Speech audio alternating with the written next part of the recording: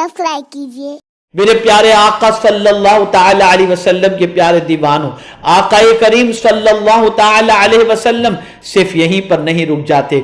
अब रसूल आजम सल्लल्लाहु अलैहि वसल्लम थोड़ा सा घर से आगे हटकर अब आकाए करीम पड़ोसियों की तरफ आते हैं। अब सुनिए रसूल आजम सल्लल्लाहु ताला अलैहि वसल्लम का इरशाद और महसूस करें कि पैगंबर रहमत सल्लल्लाहु अलैहि वसल्लम इल्म को किस तरीके से फैलाना चाहते हैं। मैं स्टेप बाय स्टेप इसलिए बता रहा हूं ताकि किसी को अमल करना हो तो इस तरीके से अमल कर सके। अब आइए उसके बाद पड़ोसियों का मामला आता है। पड़ोसियों के बारे में हुजूर ने क्या फरमाया सल्लल्लाहु अलैहि वसल्लम।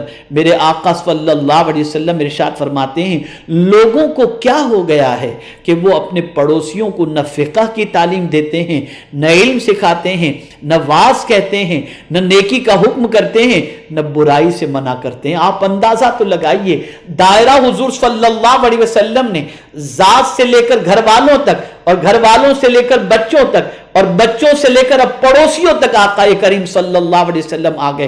पता चला अगर इल्म के जेवर से हम आरास्ता हैं तो हमारे पड़ोसियों को हम इल्म के जेवर से आरास्ता करें, उन्हें वाज कहें, उन्हें नेकी का हुक्म दें, उन्हें बुराइयों से रोकें, उन्हें फिक़ह की तालीम दें। अल्लाह के रसूल सल्लल्लाहु अलैहि वसल्लम ने यह इरशाद फरमाकर फरोग इल्म के सिलसिले में रसूल आजम सल्लल्लाहु अलैहि वसल्लम ने एक निसाब और एक प्लान अता फरमाया।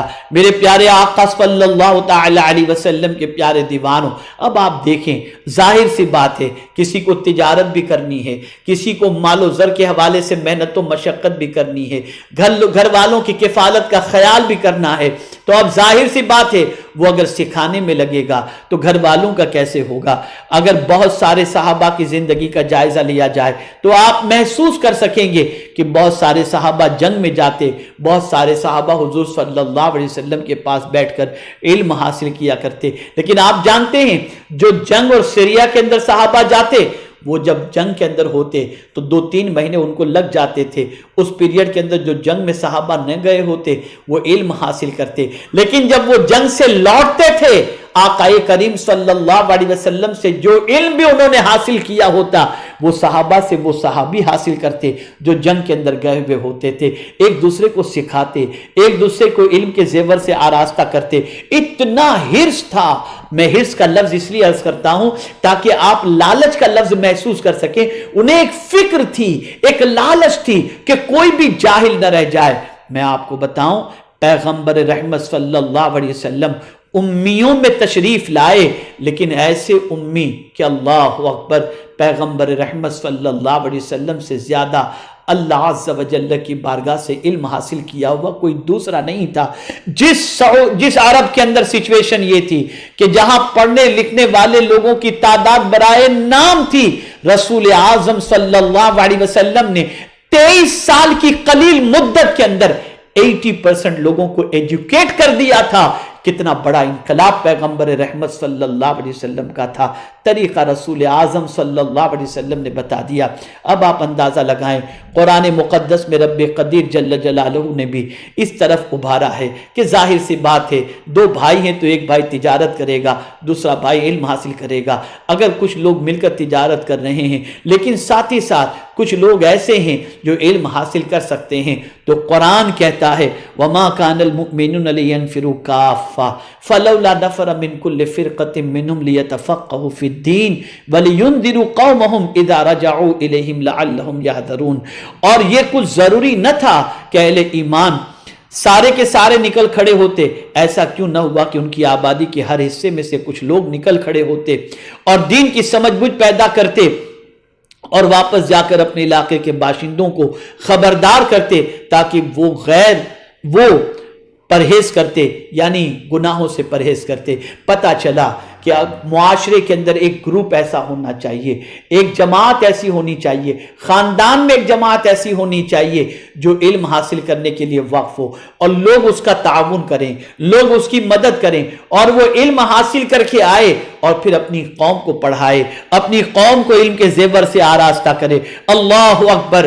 पैगंबर रहमत सल्लल्लाहु अलैहि वसल्लम ने इस तरह से पुख्ता इल्म के हवाले से अल्लाह का फरमान قوم کے چند افراد کے لیے لازم قرار دے دیا گیا جو اعلیٰ تعلیم حاصل کر سکیں اور اعلیٰ تعلیم حاصل کر کے معاشرے کو جہالت کی وادیوں سے نکال سکیں۔ میرے پیارے آقا صلی اللہ تعالی علیہ وسلم کے پیارے دیوانوں، رسول اعظم صلی اللہ تعالی علیہ وسلم کے اس فرمان کا مطلب میں نے پہلے ہی بتا دیا تھا کہ مطلب یہ ہے کہ جو جنگ کے اندر، جو سیریا کے اندر ہیں، جو دوسرے جو جنگ وغیرہ کے اندر ہیں، ان لوگوں کو جو ہے وہ جنگ کے اندر مصروف، اور باقی لوگ جو ہے وہ تجارت میں مصروف، کچھ لوگ اور کچھ علم حاصل کرنے میں مصروف، تو وہ جماعت جو حصول علم کے اندر مصروف تھی، وہ جماعت بعد والوں کو، آنے والوں کو، محروم لوگوں کو علم کے زیور سے آراستہ کرتی۔ میرے پیارے آقا صلی اللہ تعالی علیہ وسلم کے پیارے دیوانوں، رسول گرامی وقار صلی اللہ تعالی علیہ وسلم نے اس طریقے سے علم کے فروغ کے لیے پلان عطا فرمایا، جذبہ عطا فرمایا۔ اب آئیے ایک حدیث مبارکہ آپ کے گوش گزار کر کے میں اپنی گفتگو کو سمیٹوں، اس لیے کہ میں جانتا ہوں علم کے حوالے سے بہت ساری تقاریر آپ سنے ہوں گے، لیکن آج میں صرف یہ بتانا چاہتا ہوں آقا کریم صلی اللہ علیہ وسلم نے کس طرح سے علم کے سلسلے میں پلان عطا فرمایا، ترتیب وائز، اور رسول اعظم صلی اللہ علیہ وسلم نے اپنی قوم کو جہالت کی وادیوں سے کیسے نکالا۔ اب یہ حدیث مبارکہ خاص طور پر سننے کی ہے، اور میری مائیں اور بہنیں اس پر خاص توجہ فرمائیں۔ اللہ اکبر۔ آج نوافل کی کثرت کا شوق ہے، فضائل سنتے ہیں لگ جاتے ہیں، کئی گھنٹے عبادات میں لگ جاتے ہیں، بہت اچھا ہے، لیکن آئیے اس سے بہتر چیز کیا ہے، میں حضور صلی اللہ علیہ وسلم کے فرمان کی روشنی میں آپ کے گوش گزار کر دوں۔ اللہ اکبر۔ میرے آقا صلی اللہ علیہ وسلم نے حضرت ابو ذر رضی اللہ تعالیٰ عنہ کو کیا فرمایا؟ حضرت ابو ذر کو ایک مرتبہ حضور صلی اللہ علیہ وسلم نے تحصیل علم کی ترغیب دیتے ہوئے فرمایا، غور سے سنیے گا، اگر یہ ایک حدیث یاد رہ گئی اور اس پر آپ عمل پیرا ہوئے تو آپ محسوس کر سکیں گے کہ اللہ نے آپ کو کتنا اونچا مقام اور کتنی بڑی دولت سے مالا مال فرمایا ہے۔ رسول اعظم صلی اللہ علیہ وسلم نے فرمایا، اے ابا ذر، تیرا اس طرح صبح کرنا کہ تو اللہ کی کتاب کی ایک آیت سیکھ لے، اس طرح صبح کرنا کہ اللہ کی کتاب کی ایک آیت سیکھ لے، تیرے 100 رکعت نفل نماز پڑھنے سے بہتر ہے۔ اور ساتھ ہی ساتھ ارشاد فرمایا، اور تیرا اس طرح صبح کرنا کہ تو علم کا ایک باب سیکھ لے، علم کا ایک باب سیکھ لے، خواہ اس پر عمل کر یا نہ کر۔ پہلے فرمایا صبح اس حال میں کرے کہ قرآن کی ایک آیت سیکھ لے، دوسرا فرمان آقا کریم صلی اللہ علیہ وسلم کا یہ ہے کہ صبح اس حال میں کر کے علم کا ایک باب سیکھ لے، چاہے تو اس پر عمل کر یا نہ کر۔ آقا فرماتے یہ 1000 رکعت نفل پڑھنے سے بہتر ہے۔ آج ہماری قوم میں اوراد و وظائف کی کثرت کا شوق ہے، بہت اچھی چیز ہے، لیکن یہ سب چیزیں نفل ہیں، علم حاصل کرنا فرض ہے۔ کیا آپ کو قرآن پڑھنا آتا ہے؟ آپ اگر روزانہ 2 گھنٹے اوراد و وظائف میں گزارتے ہیں، کیا یہ آپ کے لیے فرض نہیں ہے کہ آپ قرآن پڑھنا سیکھ لیں؟ کیا آپ کے لیے مسائل سیکھنا ضروری نہیں؟ آج بھی بہت سارے مسلمان ایسے ہیں جن کو غسل کے مسائل سے کوئی واقفیت نہیں، بہت ساری عورتیں ایسی ہیں جن کو مسائل سے کوئی واقفیت نہیں، اور وہ لگی ہیں اوراد و وظائف کے اندر اور سمجھتی ہیں اس سے ہماری نجات ہو جائے گی۔ یقیناً یہ نفل ہے اور علم حاصل کرنا فرض ہے۔ 100 رکعت نفل تو آج کوئی نہیں پڑھتا ہوگا، جب 2 رکعت نفل بھاری پڑتی ہے تو 100 رکعت آدمی کہاں سے پڑھے گا؟ لیکن یا رسول اللہ صلی اللہ علیہ وسلم، آپ کی عظمتوں پر قربان کہ ایک آیت کو سیکھنے کے حوالے سے 100 رکعت نفل سے بہتر پیغمبر رحمت صلی اللہ علیہ وسلم فرماتے ہیں، اور علم کے ایک باب کے سیکھنے پر پیغمبر رحمت صلی اللہ علیہ وسلم 1000 رکعت سے بہتر فرماتے ہیں۔ اب میں آپ سے پوچھنا چاہتا ہوں، آج ہماری تباہی اور ہماری بربادی کی وجہ یہی تو ہے نا کہ ہم علم سے کورے ہیں۔ آج ہمیں بسم اللہ شریف کا ترجمہ نہیں آتا۔ آج بسم اللہ شریف کا ترجمہ تو اپنی جگہ پر قرآن پڑھنا نہیں آتا، قرآن کی آیت کو سمجھنا، اس کے معنی کی گہرائی تک پہنچنا یا تفسیر سننا تو بہت دور کی بات۔ آج ہماری سچویشن یہ ہے کہ ہم اللہ عز و جل کی کتاب کو صحیح طور پر پڑھنا بھی نہیں جانتے۔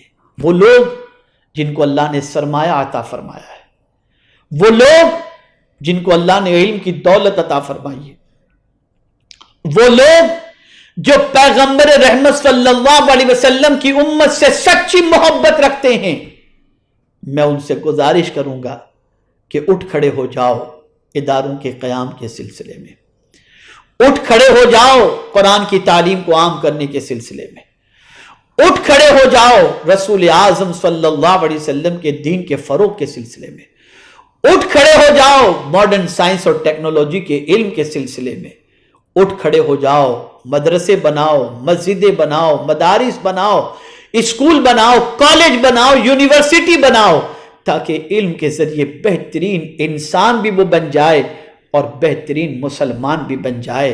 میرے آقا صلی اللہ علیہ وسلم نے علم کے ذریعے انقلاب پیدا فرمایا تھا، اور یہی انقلاب تھا کہ اللہ اکبر، آج رسول اعظم صلی اللہ علیہ وسلم کے تربیت یافتہ کا مقابلہ دنیا کی کوئی طاقت نہیں کر سکتی۔ تو میرے آقا صلی اللہ علیہ وسلم کے تعلیمی پلان اور جد و جہد سے متعلق مختصر سی گفتگو میں نے آپ کے سامنے پیش کرنے کی سعادت حاصل کی۔ اللہ رب العزت جل جلالہ آقا کریم رؤوف الرحیم علیہ التحیۃ والتسلیم کے صدقہ و طفیل ہمیں رسول اعظم صلی اللہ تعالی علیہ وسلم کے ارشاد پر عمل کی توفیق نصیب فرمائے۔ کاش ہم ہر صبح علم کے ساتھ کریں اور ہر رات علم کے ساتھ کریں۔ 100 رکعت پڑھنے میں تو وقت لگتا ہے، علم حاصل کریں گے اور علم حاصل کر کے سوئیں گے اور علم حاصل کرتے ہوئے صبح کریں گے تو اللہ کے رسول صلی اللہ علیہ وسلم کے فرمان کی روشنی میں یہ نہیں فرمایا کہ قرآن کی ایک آیت سیکھنے پر 100 رکعت نفل کا ثواب، یہ نہیں فرمایا 100 رکعت نفل سے افضل ہے، کتنی اس کی زیادہ فضیلت ہے وہ نہیں قید فرمائی سرکار نے، 100 رکعت کا ثواب نہیں فرمایا۔ اب کتنی فضیلت ہے یہ اللہ کے رسول جانے، اللہ جانے۔ اور علم کا ایک باب سیکھنا صبح کے وقت، اس حال میں صبح کرنا، یہ 1000 رکعت سے بہتر حضور نے فرمایا۔ تو اب آپ سوچیں کہ کیا کرنا چاہیے۔ مجھے بہت افسوس ہوتا ہے جب میں اپنے معاشرے کے اندر اور خود اپنے اندر علم کی کمی کو محسوس کرتا ہوں۔ آئیے اس مبارک و مسعود موقع پر ہم اللہ کی بارگاہ میں دعا کرتے ہیں کہ اللہ تعالیٰ علم حاصل کرنے اور علم کو پھیلانے کی ہمیں توفیق نصیب فرمائے، اور ہمیں علم کا چراغ گھر گھر، در در، محلہ محلہ، قریہ قریہ ہمیں روشن کرنے کی توفیق نصیب فرمائے۔ حقیقت میں تو علم بھی روشنی ہے، العلم نور، حضور صلی اللہ علیہ وسلم نے علم کو نور فرمایا۔ ایک حدیث یاد آ گئی، میں اسے عرض کر کے اپنی گفتگو کو سمیٹتا ہوں۔ بہت سو سے آپ دوستی کرتے ہیں، ہر ایک کا کوئی نہ کوئی جگری دوست ہوتا ہے، لیکن آپ کو میں بتاؤں آقا کریم صلی اللہ علیہ وسلم نے کس کو جگری دوست بتایا؟ مومن کا جگری دوست کون ہے؟ کون ہے مومن کا جگری دوست؟ دنیا کا جگری دوست کورونا میں آپ نے دیکھ لیا ہوگا کہ آپ کے دوست کو پتہ چل جائے کہ آپ کورونا ڈیٹیکٹڈ ہیں تو آپ کے گھر پر بھی نہیں آیا ہوگا، قبر تک پہنچانے میں بھی نہیں آیا ہوگا۔ یہ ہے جگری دوست کا معاملہ۔ ارے جب باپ کو ڈیٹیکٹ ہو جائے تو بیٹا قبرستان نہیں پہنچتا، بیٹا باپ کو دیکھنے نہیں جاتا۔ جب ایسا حال اس دنیا میں ہو چکا ہے اور دیکھا ہے آپ نے، سنا ہے آپ نے، تو پھر مجھے بتائیے دیگر دوستوں کا کیا کہنا جو آپ کی دوستی کا دم بھرتے ہیں۔ بہت سارے جگری دوست ہوں گے جو ہو سکتا ہے مرنے کے بعد قبر کی دہلیز تک آئیں، قبر کے اندر نہیں آئیں گے، لیکن اللہ اکبر، ایک دوست ایسا ہے جو ایسا جگری دوست ہے، زمین کے اوپر بھی کام آتا ہے، زمین کے اندر بھی کام آتا ہے، اور میدان محشر میں بھی کام آتا ہے۔ وہ کون ہے؟ کون ہے؟ تو پیغمبر رحمت صلی اللہ علیہ وسلم ارشاد فرماتے، علیکم بالعلم فإن العلم خلیل المؤمن، علم کو لازم پکڑو کہ بے شک علم مومن کا جگری دوست ہے۔ یہ ایسا دوست ہے کہ کبھی ساتھ چھوڑتا ہی نہیں، کبھی ساتھ نہیں چھوڑتا، قبر میں بھی وہ کام آتا ہے اور محشر میں بھی کام آئے گا۔ کاش میری بات کسی کے سینے میں اتر جائے اور وہ تعیشات میں خرچ کرنے والی رقم کو علم کو زندہ کرنے میں اور علم کے فروغ کے اندر اپنی رقم کو لگانے کی کوشش کرے، خود بھی علم حاصل کرے اور علم کے فروغ کے لیے تن من دھن سے قربانی شروع کر دے۔ میں سمجھتا ہوں بارگاہ رسول صلی اللہ علیہ وسلم میں یہ بہت بڑا خراج عقیدت ہوگا۔ اگر پوری دنیا کے مسلمان اور خاص طور پر ہندوستان کا مسلمان، کسی شہر کا مسلمان یہ پلان بنا لے کہ ہم ایک گروپ بناتے ہیں اور ہر سال ایک اسکول قائم کریں گے، ہر سال ایک مدرسہ قائم کریں گے، ہر سال ایک دارالعلوم قائم کریں گے، اور ہم اس طرح سے علم کا سیلاب بڑھائیں گے اور آقا کریم صلی اللہ علیہ وسلم کی بارگاہ میں اس طرح سے خراج عقیدت پیش کریں گے، یا رسول اللہ صلی اللہ علیہ وسلم جس چیز کے لیے آپ مبعوث ہوئے ہم نے اپنے دولت کے دروازے بھی کھول دیے، دولت ملی تو آپ کے صدقے میں، ہمیں جو کچھ ملا ہے آپ کے صدقے میں، آقا ہم آپ کے فرمان پر لبیک کہتے ہوئے آپ کے مشن کے فروغ کے لیے جد و جہد کریں گے۔ میں یقین کے ساتھ کہتا ہوں اللہ کے رسول صلی اللہ علیہ وسلم کی نصرت، حمایت، کرم دنیا میں بھی رہے گی اور آخرت میں بھی۔ اللہ تعالیٰ مجھے آپ کو سب کو توفیق نصیب فرمائے۔ وما علینا الا البلاغ المبین۔ السلام علیکم ورحمۃ اللہ تعالی وبرکاتہ۔ اللہم صلی علی سیدنا و مولانا محمد معدن الجود والکرم وآلہ الکرام وابنہ الکریم وبارک وسلم صلاۃ وسلام علیک یا سیدی یا رسول اللہ صلی اللہ تعالی علیہ وسلم۔ ہماری ویڈیو کو لائک شیئر ضرور کریے۔